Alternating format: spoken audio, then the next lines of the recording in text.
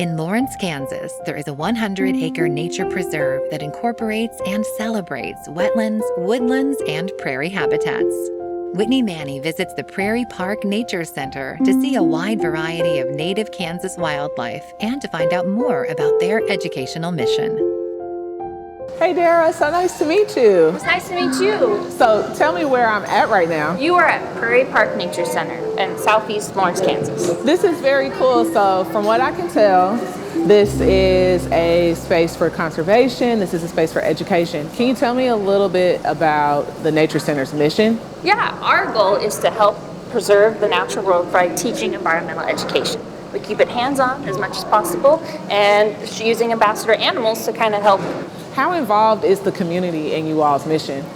They're very involved. They come out all the time and take a look at the Nature Center, learn about things out in our ecosystems, in our wetland, our woodland, our prairie, and they come in here and ask questions about the animals they've seen. I'm looking around on the inside. There's a lot of different things happening right now. Can you tell me a little bit about what happens just day to day inside of the Learning Center? Day to day, so we start off the day feeding the animals. The public likes to come and watch that and kind of learn about what all the animals eat, learn about the herbivores, the omnivores, and carnivores that they can find out in the wild. And then there's programs going on. We have preschool programs, we have programs for homeschool, we have after school programs, and then we have adult programs in the evening quite often. Is the community able to get involved as far as like helping with the animals at all? Yes, we do take volunteers. Okay. So they can help come feed the animals. I heard that you all have a land stewardship program as well. Can you talk to me about that? Yeah, this fall we're having the public coming out helping maintain our prairie. We burn it once a year. Okay. And then in the spring and fall we have to cut back some of the invasive species. And the community comes out, they get involved, and they help remove some of that for us. How many acres of land do you all have? It's quite expansive out there. So we started with 70 acres in 99 and we've expanded to 100 acres. Wow, okay. This space started out as a classroom from what I heard when the space originally started. What made you all convert this into what it is now? So at the beginning, it was meant to just be a classroom space. And over time, the animals kind of came in because we've learned animals help people connect with nature. If they can see the animal up close, then they seem to be find it more relatable out in the wild, more awe-inspiring, I guess. Are all of the species that are in the center, are they native to Kansas? Majority of the animals in here are native. There are a few exotics that come and help with teaching some of our programs, like endangered species. But majority are native. Okay, so now for the biggest question of the day. Can we meet some of the animals? Yes. Let me show you my favorite native animal we have here at the Nature Center. All right, let's go. So Whitney, this is Rachel, our naturalist here. Nice to meet you. Hey, Rachel. Hi. And this is Phoebe, our Virginia opossum. Okay. Hey, Phoebe girl. Say hello, Phoebe. She's very friendly. So possums are native to Kansas? They are, yes. They're native to Kansas, and they're found throughout much of North America, including Canada, the US, and Mexico, and they can be found in a lot of different ecosystems. They're actually very adaptable animals, so they're found in our woodlands, our prairies, our wetlands, but they're also very well habituated to life in urban areas. Okay, because I have been taught you see a possum go the opposite way, but I see you are holding Phoebe. Phoebe is very comfortable. She is. Yeah, a lot of people do fear possums. They're kind of seen as dirty vermin, but they're actually really misunderstood animals. A lot of people think that they carry rabies really commonly, but it's actually pretty rare for a possum to carry rabies. Not that you should just go up and grab one. You shouldn't do that with any wildlife. But yeah, they're very misunderstood, and they're actually really important parts of the ecosystem. The possum and other animals that we call scavengers are kind of like nature's cleanup crew. So they eat all the rotting, decaying things in nature. If we didn't have them, there'd just be like a bunch of corpses piling up. So they basically recycle nutrients back into the ecosystem. So I'm just curious. Is there a difference between a possum like Phoebe, who has been in the wild and living in more of like a rural kind of environment, versus like city possums? So they are the same species, but possums that live in the city are definitely going to be more comfortable with humans and human environments. They're going to be more comfortable coming up to people, digging through their trash and things like that. Now, is Phoebe a big, like, popular She is very popular, yes. So we do lots of educational programs here at the Nature Center, and Phoebe is one of our most popular education ambassadors. The kids absolutely love her. We do allow them to pet her, but we don't usually let kids hold her. She can be a little bit bitey. She's actually got 50 teeth in that mouth of hers, so it's the most of any mammal in North America, actually. Okay, that's good to know. So we want to avoid their mouths, but possums are our friends, and they are very important. Our friends, and they are extremely important. Yeah. So, is there anything that the community can do to help cultivate safe space for possums, because they are important? Yeah, really, I think habitat conservation is the most important thing for helping possums and a lot of other scavengers and wildlife in general. These animals need healthy ecosystems to live in and thrive in. So we've got to have preserves, like here at the Prairie Park Nature Center, for those animals to live. So why is it important for us to be looking out for these animals and these ecosystems? Our ecosystems provide so many important services for us as a community and as a human species. So ecosystems are not only important habitats for wildlife, but they provide spaces for people to recreate in. It's so important to be in green spaces, to have good mental health. There's spaces for us to exercise in.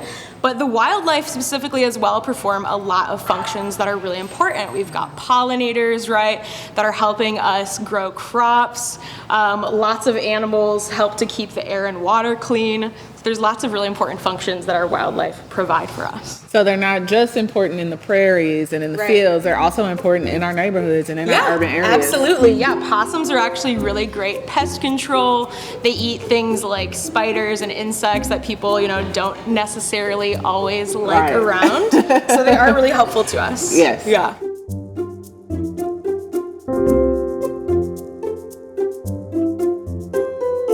Are there any endangered species that are native to Kansas? Because when I think about endangered species, I think of like incredibly exotic animals, but are there species that are native to Kansas that you all are working to conserve and educate the public about? That's a great question, because a lot of people don't think about how there might be endangered species in their own backyard. Right. There's endangered insects and reptiles in Kansas, mammals, and endangered birds. So I would imagine that there's a big difference between zoo and nature centers in the sense that a lot of these species that you all feature are native to the land. Why is that important? Because we want people to understand what they see out there. Part of our jobs is to be nature interpreters. So when they go out, they know what they're seeing and they kind of understand it a little better than just by coming up to it. So from an education standpoint, would you say that that helps when you're talking to kids or even some of the adults, like they're able to kind of put two and two together, like, okay, I might actually see this outside when I'm, taking a walk in my neighborhood or something like that? Yeah, and the goal is to overall inspire them, be awestruck by it and want to learn more about it. Can you give me an overview of the Nature Center? What's happening inside and outside? Because you all take up a lot of space. Yeah, the Nature Center is an education facility that sits on a 100-acre preserve with a woodland, a wetland, and a prairie. And in the building, we have all sorts of groups of people coming in all different ages, checking out our animals, learning about the native animals they can find out in those 3 ecosystems. Okay. And then we have a lot of programs going out throughout the day. We really want to get hands-on, go out in those ecosystems and see what is out there.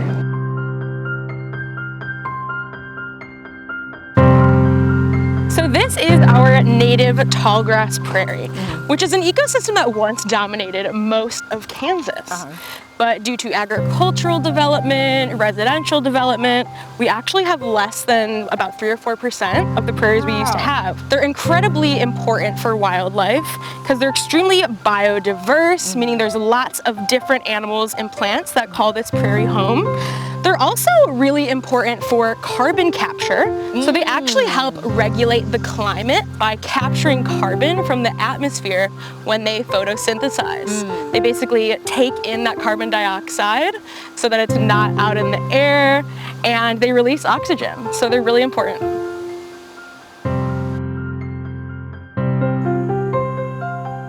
Welcome to our woodland habitat. Okay, very nice. A big change from where we just were. Absolutely. Can you tell me, are there any kind of species of plant or tree out Yeah, here that are native? absolutely.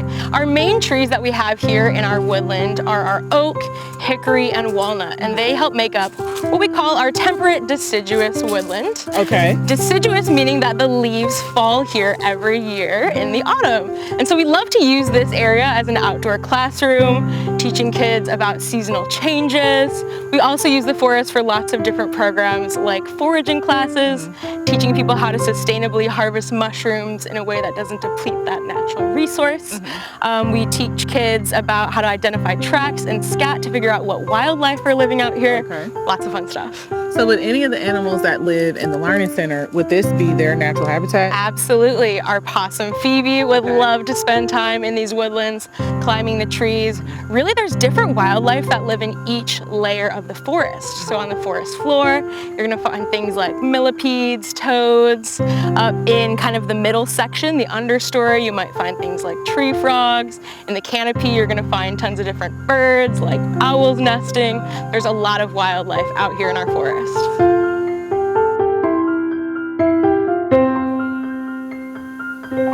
All right, so here is Mary's Lake, our major wetland habitat that we've got here on the preserve. Nice. It's very peaceful down here. It is very peaceful. Lots of people love to spend time here fishing. The Department of Wildlife actually stocks the pond with things like crappie, bluegill, largemouth bass, channel catfish.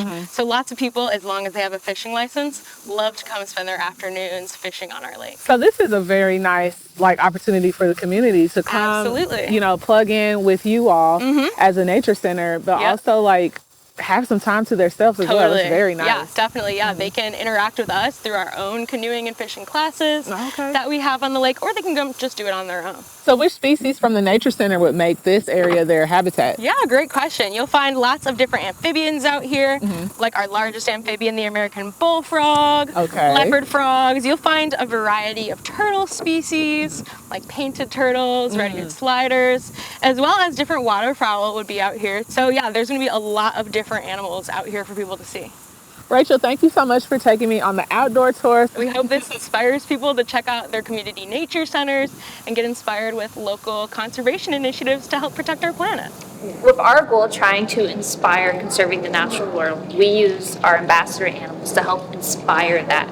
To help when they connect with our red-tailed hawk, then they know how important the prairie is, so the red-tail can find its food, the rats, the mice, the snakes it eats, and how that's all connected, and it's important to protect that ecosystem, to protect that animal.